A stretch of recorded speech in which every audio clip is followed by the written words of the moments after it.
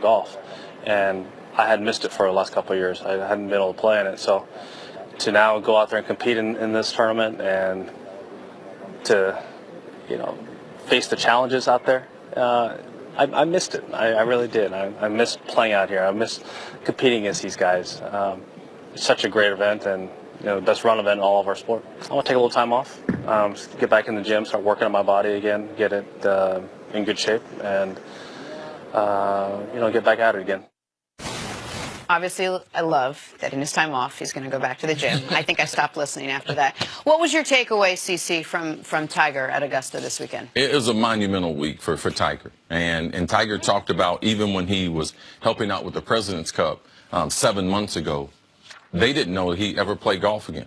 I mean, competitively. Like, would he be on the PGA Tour? He didn't know that. So to see him make the cut at the Masters, play 4 rounds, not re-injure himself, not have any type of setback.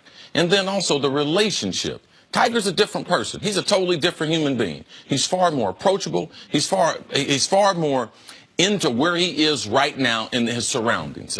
Typically, you would not see Tiger Woods and Phil Mickelson together. They played a great practice round on Tuesday. You could even see him on the course yesterday.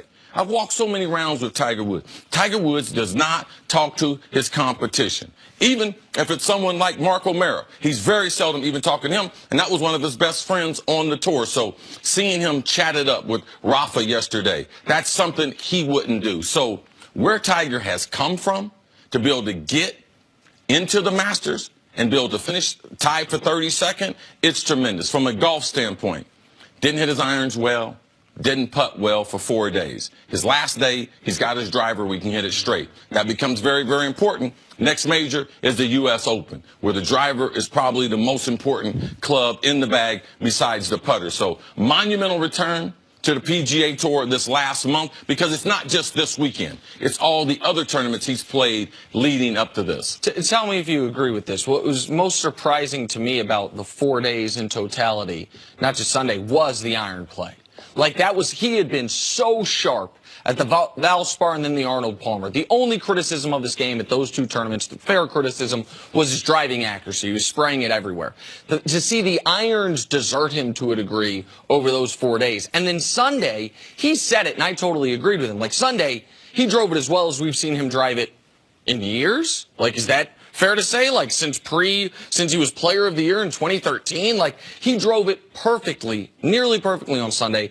And what's shocking about Sunday is, I mean, he had a 3-putt inside of 6 feet. He had a couple other easy birdie putts missed. He said after the round, I shot a 69, and that was the worst score I could have had. Like, it seemed like he could have easily shot a 66 on Sunday. Now, that wouldn't have got him in contention, but, like, is that what you saw? That's what I saw. That was the iron play is what surprised me more than anything. Yeah, he drove it off on Sunday. He drove it off number 1, hit it in there about 4 feet, and then lipped the putt in and out.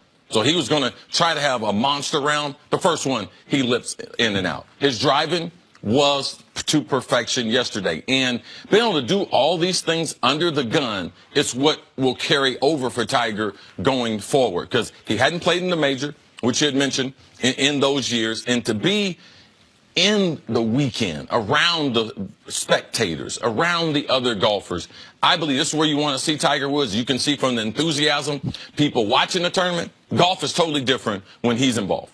Tiger shoots 73, 75, 72, and 69. So it was a good way for him to finish. And now, like he said, he'll take a little time off, figure out what happens next. Coming up, can the Thunder make any noise in the playoffs? It's next on First Things First. It was one of our favorite guests joining us.